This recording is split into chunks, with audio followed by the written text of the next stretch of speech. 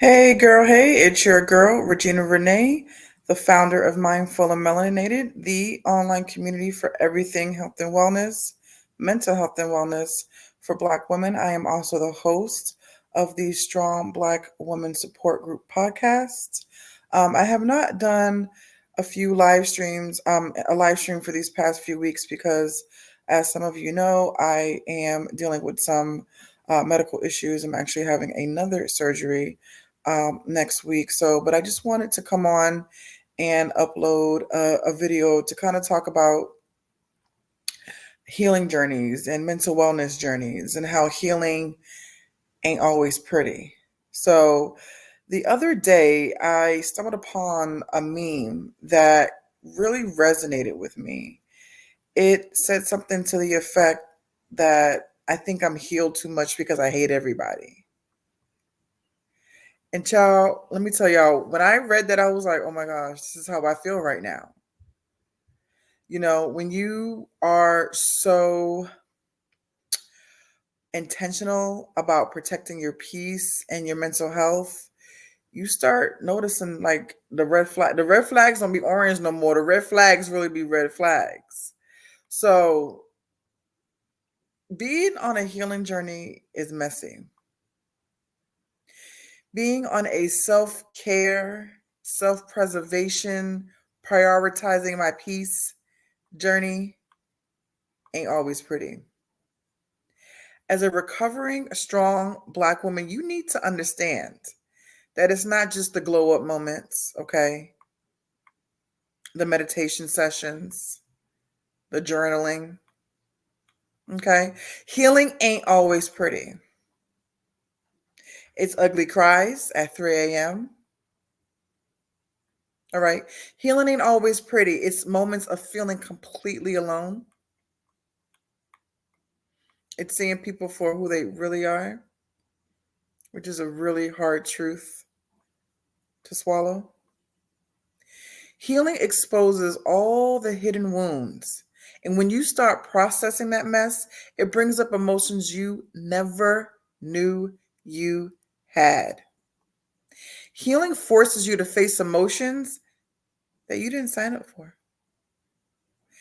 But here's the thing, healing and strength isn't about bottling everything up or pretending like everything's okay. It's about facing the mess head on and making hard decisions that protect your peace, even when it feels uncomfortable. So, how do I preserve my peace when I feel like my healing journey is getting a little rough? I'm going to tell y'all a few things that I do, and hopefully these tips will help you too. Put your phone on do not disturb. Put your phone on do not disturb. From 8 p.m. to 8 a.m., I have it set on my phone where it automatically goes on do not disturb. Why? Because my energy is limited. Okay. And I need time to recharge. The cliche is you can't pour from an empty cup, right? And you can't pour from an empty cup if you are constantly available to everyone else. And if you're constantly available to everyone else, when do you have time for yourself? When do you have time for yourself? Create boundaries that protect your time and your energy. Rest is a form of resistance in a world that demands us to be on all the time, productive all the time, available all the time. Girl, guard your peace and put your phone on do not disturb.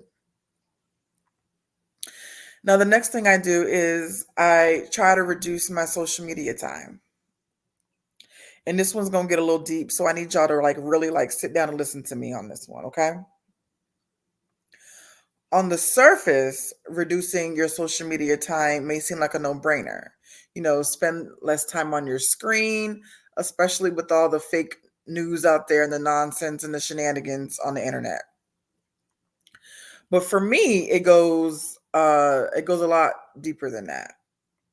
social media is often a place where people flex and really be their real selves. They rarely show their struggles, unlike me, because I'm the queen of TMI, but whatever. Now, even though I know better, I can't help but to compare myself to other people on social media. I can't, right? And especially when I see people in my circle who like promote other people's stuff and they don't support my work, my events, my group, my podcast, I start questioning my own worth and my own impact. And then the imposter syndrome starts kicking in. And then my feelings get hurt. Right? Now, intellectually, rationally, logically, I know that my events, speaking of the event, have you signed up for the Strong Black Woman Redefine conference? Um, but yeah, like I know my events and my work, they're powerful, but I still feel like, well, damn, why does so and so promote this event but not mine? So it's starting to, it's like, obviously my stuff is not all that if she didn't feel compelled to like my post or share my post or whatever. But it happens. But if you're noticing that your social media is doing more harm than good, then just take a step back from it. Take a step back from it. Another thing that I do and that I encourage y'all to do is to stop prioritizing other people over yourself. Child, I had to learn this the hard way. Let me tell you something. Saying no is revolutionary. And yes, that's a strong word because it's a big deal. Now, let me give you a silly, stupid example. So, like, for example, if I want to do something like at 7 o'clock and someone asks me for a favor and it happens to be 6 o'clock, I'm not going to do it. No, ma'am. No, sir. No, ma'am. I'm not going to do it. Why? Because what if the person wants me to pick them up from work? I end up hitting traffic and I end up missing my show. I'm going to be pissed. I'm going to be mad at them. This is why I'll be like, this is why I'll be doing shit for nobody. But in reality, I need to be mad at myself. Why? Because I didn't prioritize myself. So learn to say no, or not right now, or not yet. And learn to say no without the guilt. Your time is precious. Okay. Don't sacrifice your joy for somebody else's convenience because at the end of the day, will they do that for you? And even if they do, so the fuck what? Listen, your peace and your time and your energy is precious, sis. Because when you end up having a mental breakdown, you're the one having the mental breakdown. All right. The next thing that I do is I block and I remove people who don't serve me. And listen, I know this may sound harsh, but here's the deal. If someone is not adding value to your life, what good are they? If someone is not adding value to your life, what good are they? If they don't reciprocate the energy and the effort that you put in, why keep them around? Relationships, whether they're family, friendships, intimate relationships, they require work and intentionality and effort. If someone can't meet you halfway, it's okay to let them go. And here's the thing, it's not about like holding grudges or hating anyone. It's about protecting your mental health and only investing in relationships that are reciprocal. Sis, you don't have the time, the energy, or capacity or energy for anything less. Healing isn't linear, and it's definitely not easy.